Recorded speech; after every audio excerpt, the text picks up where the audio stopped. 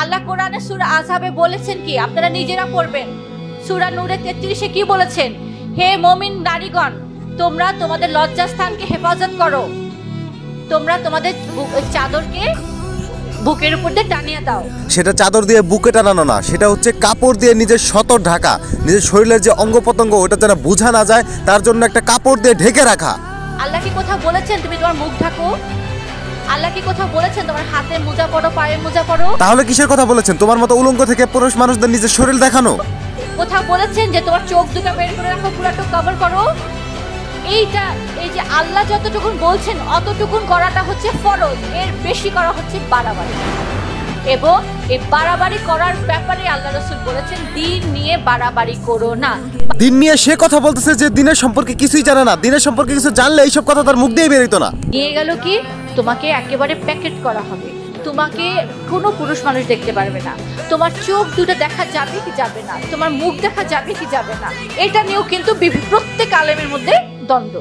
কোন আলেমদের ভিতরে দ্বন্দ্ব? নাকি আপনি আলেম হয়ে গেছেন আর যে আলেমদের ভিতরে দ্বন্দ্ব হয়েছে তারা হচ্ছে বোকাচোদা লেভেলের বোকাচোদা। ইসলামের নামে ভণ্ডামি আর পর্দার নামে নষ্টামি, পরপুরুষদের সামনে নিজের ইজ্জত দেখিয়ে দেওয়া এবং নতুন প্রজন্মকে ভুল রাস্তা দেখানো, কোনো কিছুতে সীমাবদ্ধ নেই এই শাহবাগীরা। মানে 2 দিন পর পর এদের কাহিনী দেখলে মাথা নষ্ট হয়ে যাবে, কিভাবে আমাদের ধর্মকে নষ্ট করতে লাগছে এরা। তো তোমরা যদি প্রতিবাদী শাহবাগীকে দেখে থাকো তাহলে তার ভাষা, মুখের ভাষা এবং তার যে ল্যাঙ্গুয়েজ, তার যে বডির চেহারা, ঠিক আছে, সে যে পরে থাকে, তার পরন ধরো, ফেসবুকে যে স্টোরি মারা, তার যে ফটোস আপলোড করে, একটা শাহবাগী মেয়ে কতটা নিচু বংশের হতে পারে। এই বলে আমি বলবো না প্রত্যেকটা শাহবাগী মেয়ে খারাপ। যেমন হাতের 5টা আঙ্গুল সমান হয় না, তেমনি প্রত্যেকটা মেয়ে শাহবাগী মাগী হয় না। তাদের যে চালচলন, তাদের দেখে মনে হয় না তারা 1 ওয়াক্ত নামাজ পড়ে, কিন্তু দিন শেষে ইসলাম নিয়ে কথা বলে।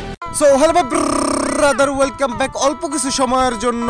তো বলো তো কেমন আছো তোমরা? আশা করছি মহান করুণাময় আল্লাহর রহমতে তোমরা অনেক অনেক ভালো আছেন। মহান করুণাময় আল্লাহর রহমতে আমিও ভালো নাই। আর ভালো না থাকার পিছনে এক ও দ্বিতীয় কারণ হচ্ছে এই শাহবাগী নারী, যে নাকি পড়তেছে সবগুলো আলেমদের উপরে ভারী। তো যতবারই আমি এই বিষয় নিয়ে কথা বলতে যাচ্ছি আমার মুখ দিয়ে গালি ছাড়া আর অন্য কিছু বেরোইতেছে না ভাই। মানে আমার সবকিছু সহ্য হয়ে যায়, সবকিছু কর, তোরা গোয়া মারা দে না পুটকি মারা দে, কিন্তু আমার একটা জিনিস একদমই সহ্য না, সেটা হচ্ছে আমার ইসলাম নিয়ে কথা বলা। ইসলাম হচ্ছে আমাদের ধর্ম, এই ধর্মকে নিয়ে যে খারাপ কথা বলবে তার জিভ আমরা টেনে ছিঁড়ে ফেলবো। তার উপরে যে কথা বলছে সে একজন শাহবাগী। ও ফাক, মানে তুমি যদি আমাদের এলাকায় এসে এইসব মহিলাদের বয়ান দিতে দাও না, তাহলে সুন্দর করে তোমাকে পিছনে নিয়ে ঢুচে দিবে।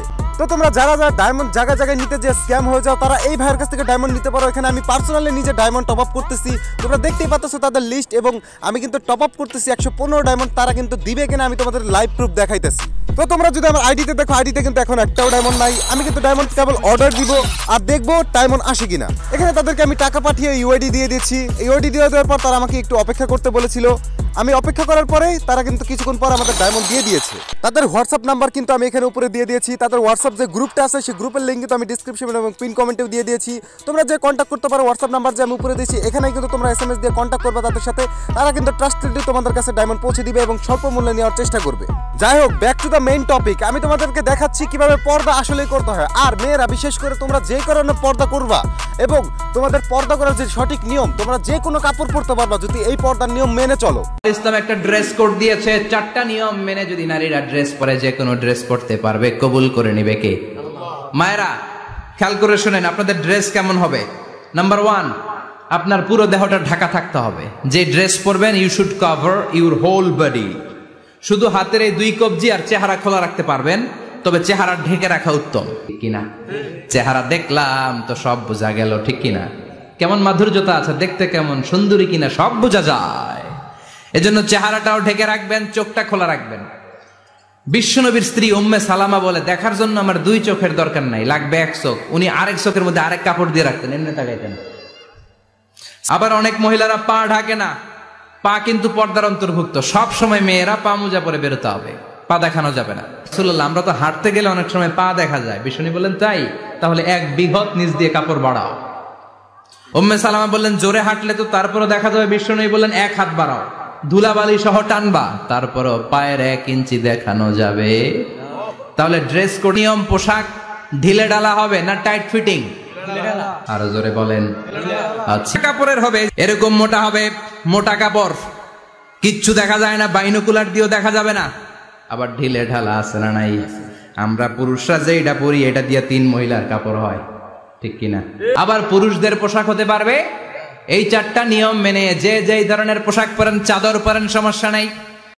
যাই হোক গাইজ, ভিডিওটা এই পর্যন্তই ছিল। তো তোমরা সাবস্ক্রাইব করে লাইক করে ভিডিওটা আগে বাড়ায় দাও। এই ভিডিও লাইক হচ্ছে মাত্র 500টা।